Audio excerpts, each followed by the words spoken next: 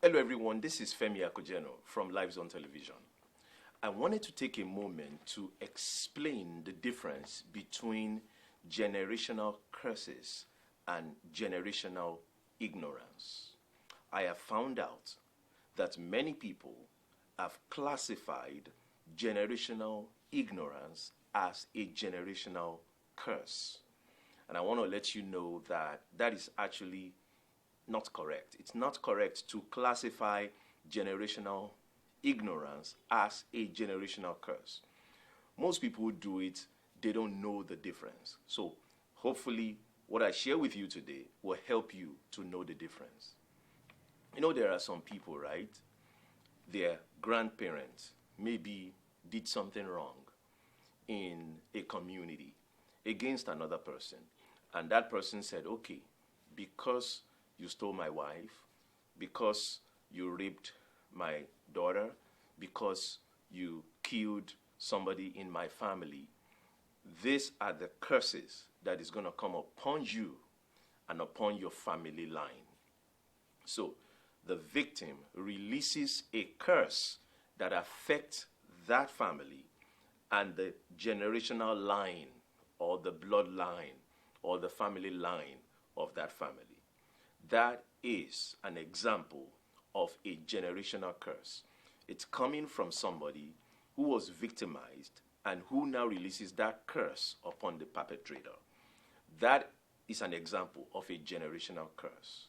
Let me give you an example of generational ignorance. Let's say grandpa did not know much about money, about how to save money, about how to spend money properly, maybe budget money correctly.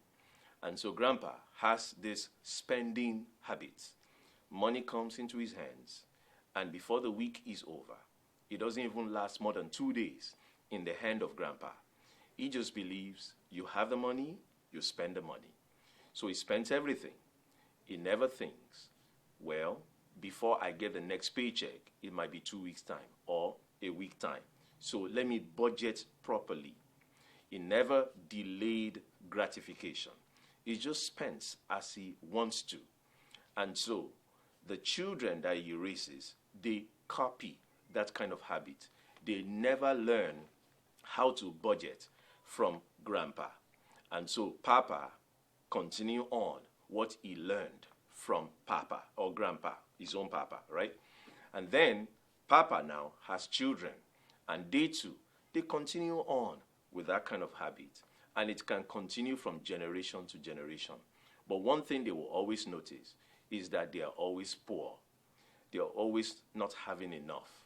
They never have enough to hand over to the next generation. So they can falsely classify that as a generational curse. But it's not really a curse in the real sense of it.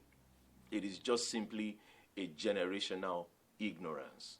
So if somebody comes into that family, maybe goes to a seminar, maybe goes to a class or even a school and learn certain financial tips and principles and begins to use it, that person stops spending everything they get. They say, okay, if I get money today, I'm going to make sure I budget it so it can last for the next 2 weeks. So we actually still have money to spend every single day until the next paycheck comes. But if that person also say, you know what, no matter how little this money is, I'm going to take $5 aside, put it aside and save that. $10, put it aside and save that. Maybe $100, put that aside and save that. And then this person now, not only does he not spend everything he gets within 2 days, but now he's budgeting and also saving at the same time. By the time a year is over, he has savings in the bank. He's able to live comfortably, and he has broken that generational ignorance. And consequently, what people call the curse is broken. It's not really a curse in this particular scenario. It's just ignorance that has led the family line to continue to behave a particular way. There are times when what we call generational curse is not a generational curse. There are times when it's actually just a generational ignorance. Now, please don't misunderstand me. I believe there are times when something is a generational curse. There is a demon, actually, that is enforcing certain curses in some families. Now, no doubt about that. However, I want you to also understand that it is not everything people are calling generational curse that is actually generational curse. Some of those things they are calling generational curse should be removed from that categorization and should be placed under generational ignorance. So, having said that, it is important that you know what you are going through, whether it is because of a real curse from, some Obia worker, voodoo worker, Santeria worker, some ancestral spirits, or it's just ignorance in your family. Do you know that there are certain health issues that people have from generation to generation? It's not because a demon is in that household enforcing that health issue. Sometimes it could just be ignorance. Maybe there are some things that their bodies are not, tolerant of or to, that they continue to eat in that family. And all they have to do is discover that, no, our body doesn't tolerate this, so stop eating this. And if they will stop eating that, that will be the end of what they thought was a curse. But it's actually just ignorance. They're ignorant of certain, nutrition things or health things. So the same thing goes for, finance. The same thing goes for business. For example, again, grandpa, maybe from a remote part of town or a village or a suburb where not much education. Grandpa never went to seminars, never really took education seriously, and so consequently doesn't even really bother to push his own kids to go to school. And so they are illiterate in that household, in that family. From generation to generation, there is illiteracy. And because of the illiteracy, the funny thing is this: they may have ambition, they may have some talent and giftings, but because they don't have information as to how to put everything together to make them great in life, you may see a family that is very gifted, yet very broke, yet very poor. Why? They don't have the information that they need to add on to the talent, to the skill set, to the gift that they have, so that they can now take that thing and turn it into an empire, turn it into $1 million making business in that family.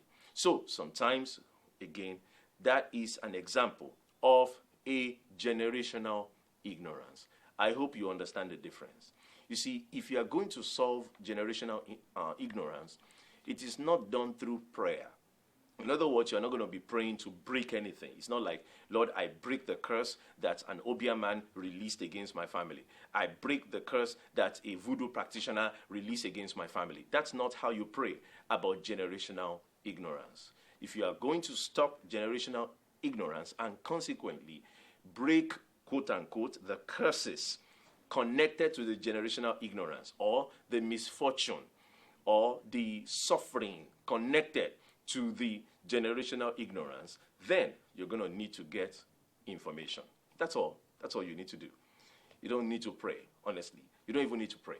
You don't need to go and pray and say, Lord, I pray, I break this, I break that. No, you don't need to pray that. Now, if there's anything you pray about, will be, Lord, where do I go to get that knowledge, right? If maybe you don't know where to get it from, then you can pray and say, God, direct me to where I can get the knowledge from. So, if you're going to solve some of the sufferings, if you're going to get rid of them from your family line, they've been going from generation to generation in your family line, some of the sicknesses in your family line, some of the lack of success in various areas of life in your family line, then you're going to need to get information. It is not necessarily a prayer that you need for that. It is information that you need for that.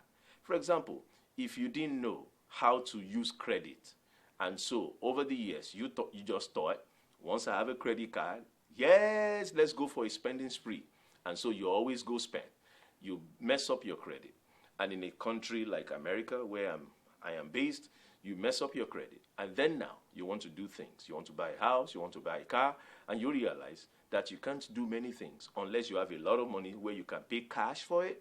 You realize you can't do anything because credit is very important here in America. right? So you begin to discover that. And then if you also don't teach your children, you are ignorant, they are ignorant, and then you see generation upon generations ignorant of how to use credit, they will be suffering and they will be living below what they ought to be living.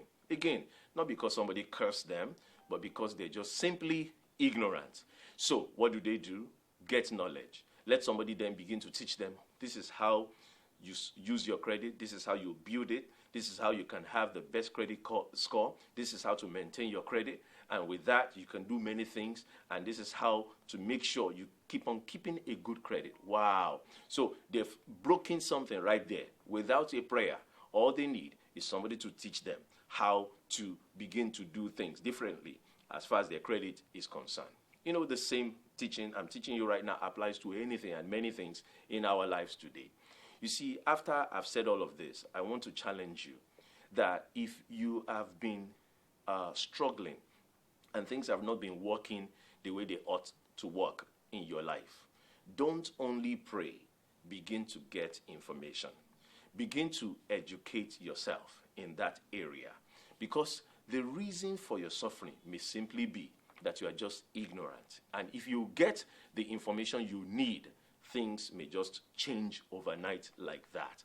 Have you ever wondered why some people, they don't serve God, they don't know God, they don't pray at all, but you look at them in your field, they are successful. In your area of business, you are in the same business, they are successful. In many, many things in life, they seem to be making it, and you're wondering what's going on. And you're saying, God, but how can somebody who's not serving you be making a headway, and I'm serving you, and I'm not making a headway? It's not a prayer issue. It's not even a God issue. In this case, it's an information issue. If you have information, you be ahead of those who don't have information. For example, if you knew where to get a house by paying $1, there was a time here in New York City where people bought the brownstone buildings for $1 in Harlem. You see, those who knew about it, they took advantage of it, and they paid $1 to buy a building. Now, those buildings, they are worth millions of dollars. There were people here in America, there were people here in New York, and there were people in Harlem who didn't know about this thing. Consequently, they didn't take advantage of it. If they knew about it, they could have spent $1. What is $1? $1 is very affordable by everybody. They could have spent $1 and they could have bought the buildings, but they didn't know. And so years later, where their friends are now owning a bunch of brownstones worth millions of dollars, they are struggling with some little apartment somewhere. And then they look back now and say, oh my God, I wish I knew. Well, you didn't have information. When you have information, it helps to make a difference in your life. So I want to challenge you. As we cross over into 2020, commit yourself to having information, getting information. Now, most of this information that you need, unfortunately for many of us believers, we don't get it in our churches. Unfortunately, in some of our churches, they hype us up, they get us excited, but they're not giving us any real concrete information, especially as it relates to business, credit, various areas of life. And consequently, we begin to struggle. However, imagine that you begin to get the kind of information that you need, and that information will make a difference in your life. Well, I don't have to leave you in the dark as to where to get information, because on January 11, 2020, I am going to be giving some information that will help break generational ignorance in your life and in the life of your family. I want to invite you to join me for Activate 2020. That's what we call it, Activate 2020, on January 11, 2020. And on that day, I'm going to give you some information. That information will make a difference in your life. I'll be teaching you, for example, how to set goals and how to set the right kind of goals, how to set clear goals and vision for your life, for your business, for your ministry, and for your family. I'll be teaching you all those things, and I'll be showing you the principles, the kind of criteria that every goal and vision has to pass by or has to meet in order for it to be a good vision. But after you have, set up a vision or a goal for your life, then there is a need to act on it, because nothing happens unless you have taken an action or taken a step. Now, what are the steps that people take? Oh, I want to show you some powerful steps that people have taken in their lives that have led them to success in life. You know, many of us are ignorant of these things, and that's why we've struggled in many areas of life. I want to show you the steps to take that will help you to actually begin to get your goals and to make them become realities in your life. I also want to show you how to stay motivated. Some people will start something, but they're never able to finish it. You know, they'll begin it, but they're not able to complete it. Well, how do you stay motivated? How do you stay consistent? It's very important. You need to be consistent. How do you do that? Well, I want to teach you how to do it so that now you can break some generational ignorance in your life and in the life of your family. And I also want to show you the free resource that you can make use of to be able to get every goal, every vision, to turn it from whatever it is right now and turn it to greatness. The visions can be great, but you need some resources. And I want to show you where to get the free resource that will help you to make that goal and vision a reality. It's taking place on January 11, 2020. There are 3 ways you can be a part of this. Number one, you can join me on site right here where I'm actually doing this video from, on site at the Live Zone TV studios. Yes, at 9:30 a.m. we kick off with a breakfast, and then at 10 o'clock the teaching, the seminar starts. And I'll be showing you a whole lot of stuff. Or you can join us online. So you don't have to be local in New York City. You can be anywhere around the world. Once you have registered for it, a link will be sent to you, and you'll be able to use that link to watch it live. But, you know, there's a third group of people who may say, well, I'm not able to come on site. I'm not able to watch it online. That schedule doesn't work for me. But is there hope for me? Yes, there is hope for you, because you can also watch it on demand. So if you're not able to watch it live online, you can watch it on demand, but you will need to register. All of you will need to register, whether you're watching it online or on demand or you're attending on site. You need to register. Once you register, for those of you who watch it online or on demand, you get the link to be able to watch. And of course, those of you on site will be able to start out with a breakfast, and then we go into the teaching. This is going to be an eye-opening thing for you, and it's going to break generational ignorance in your life and in the life of your family. Join me January 11, 2020 for Activate 2020. Go to the website www.lifezonetv.com to register.